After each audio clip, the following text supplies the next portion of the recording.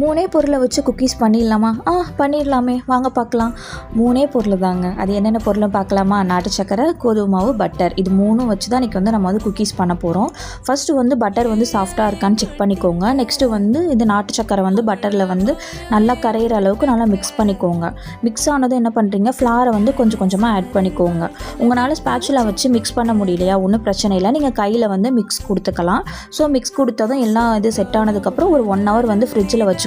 அப்போ தான் குக்கியோட டெக்ஸ்சர் வந்து நமக்கு வந்து பார்க்குறதுக்கு நல்லாயிருக்கும். அதுக்கப்புறம் என்ன, உங்களுக்கு தேவையான குக்கி கட்டர் வச்சு உங்களுக்கு தேவையான ஷேப்பை வச்சு நீங்கள் வந்து கட் பண்ணிக்கலாம். அவ்வளோதான், நம்ம குக்கீஸ் வந்து ரெடி. ஓடிஜியில் வச்சு நீங்கள் ஒரு 15 to 20 minutes கிட்ட வச்சிட்டிங்கன்னா சூப்பரான எம்மியான க்ரன்ச்சியான நம்ம குக்கீஸ் வந்து ரெடி ஆகிடுச்சு. ஸோ உங்களுக்கும் இந்த மாதிரி குக்கீஸ் வேணுமா? அப்போ நீங்கள் பண்ண வேண்டியதெல்லாம் ஒன்று தான். என்னுடைய ஐடியா வந்து நீங்கள் வந்து ஃபாலோ பண்ணிக்கணும். கமெண்ட் செக்ஷனில் வந்து குக்கீஸ் வந்து டைப் பண்ணிடுங்க. ஸோ உங்களுக்கு வந்து நான் ரெசிபி வந்து டைரெக்டாக நான் வந்து சென்ட் பண்ணிடுறேன்.